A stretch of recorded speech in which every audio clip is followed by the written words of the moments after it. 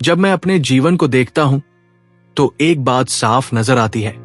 मैंने जितनी भी बार कुछ बड़ा हासिल किया है वो सिर्फ एक वजह से हुआ है।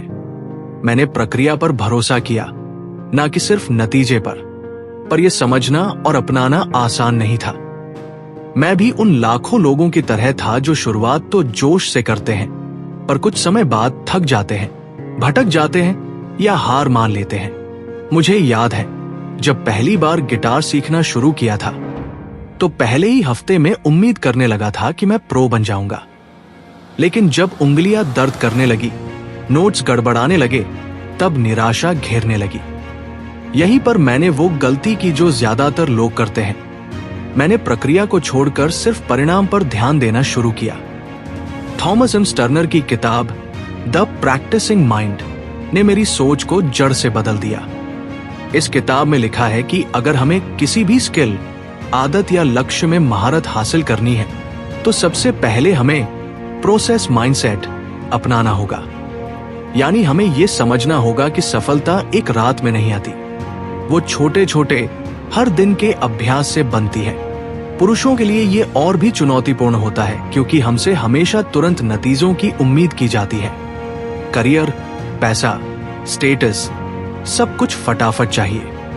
लेकिन किताब ने सिखाया कि अगर हम हर दिन सिर्फ 1% बेहतर बनने की कोशिश करें तो 1 साल बाद हम अपने आप को 37 गुना बेहतर बना सकते हैं। और जब मैंने इसे अपनाया तो बदलाव सच में महसूस हुआ।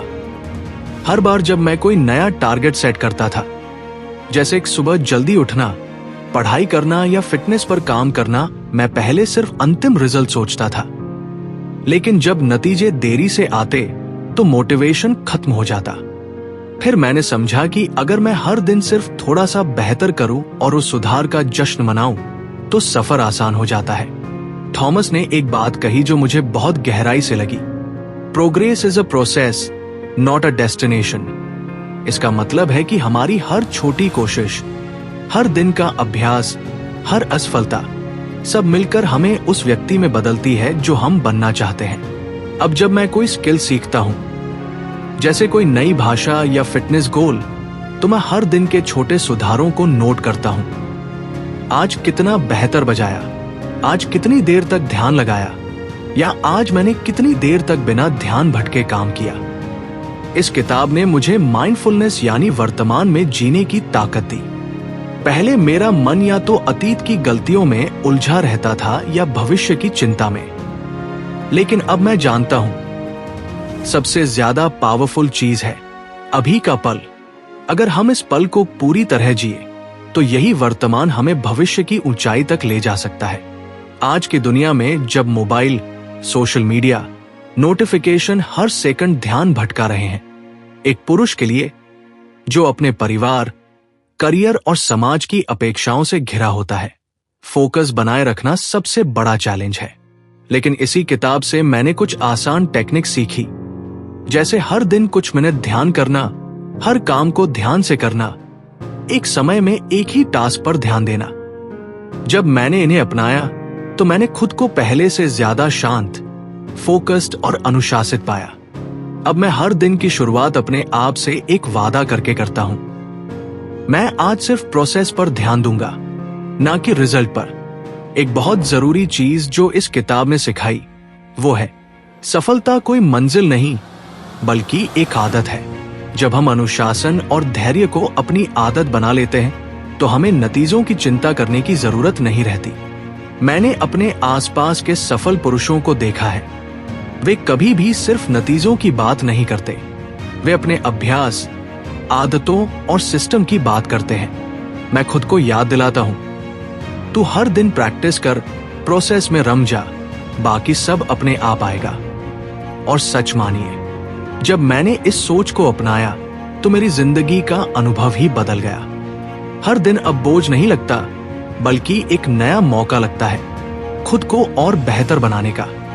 अब जब मैं किसी काम में असफल होता हूं तो उसे हार नहीं मानता। अब वो मेरे लिए सिर्फ एक लर्निंग स्टेप होता है। मैं सोचता हूं, अच्छा ये आज नहीं हुआ, कोई बात नहीं, कल मैं और अच्छा करूंगा। ये सोच मुझे मजबूत बनाती है। कई बार हम पुरुष खुद पर इतना दबाव बना लेते हैं कि हम बर्नआउट के शिकार हो जाते हैं। लेकिन अगर हम प्रोसेस को एंजॉय करना सीख ले तो काम थकावट नहीं बल्कि संतोष देता है। मुझे याद है जब मैं ऑफिस से लौटकर गिटार प्रैक्टिस करता था, पहले तो बस टाइम पास लगता था, पर जब मैंने हर नोट को ठीक से सुनना शुरू किया, हर स्ट्रोक को ध्यान से समझना शुरू किया, तो वही प्रैक्टिस मेडिटेशन जैसी लगने लगी। इस किताब की सबसे खूबसूरत बात यह है कि यह हमें कंट्रोल सिखाती है, खुद पर, अपने ध्यान पर, अपनी सोच पर। और जब एक पुरुष खुद को कंट्रोल करना सीख जाए तो वो किसी भी परिस्थिति को संभाल सकता है। अगर आप मेरी तरह कोई ऐसा इंसान है जो हर बार बड़ी बड़ी प्लानिंग करता है लेकिन कुछ दिनों बाद सब छोड़ देता है, तो मैं आपको यही कहूंगा, छोटी शुरुआत करें। हर दिन सिर्फ 10 मिनट उस काम को दें जो आप करना चाहते हैं। बस शर्त इतनी है कि वो 10 मिनट पूरे मन और ध्यान से करें। न मोबाइल, न सोशल मीडिया, सिर्फ आप और आपका काम। कई बार हमें लगता है कि जब तक सब कुछ परफेक्ट नहीं हो जाता, हम शुरू नहीं करेंगे। Perfect time, perfect mood, perfect माहौल। लेकिन सच्चाई यह है कि परफेक्ट टाइम कभी नहीं आता। जो आता है वो है आज, और आज ही सबसे सही वक्त है।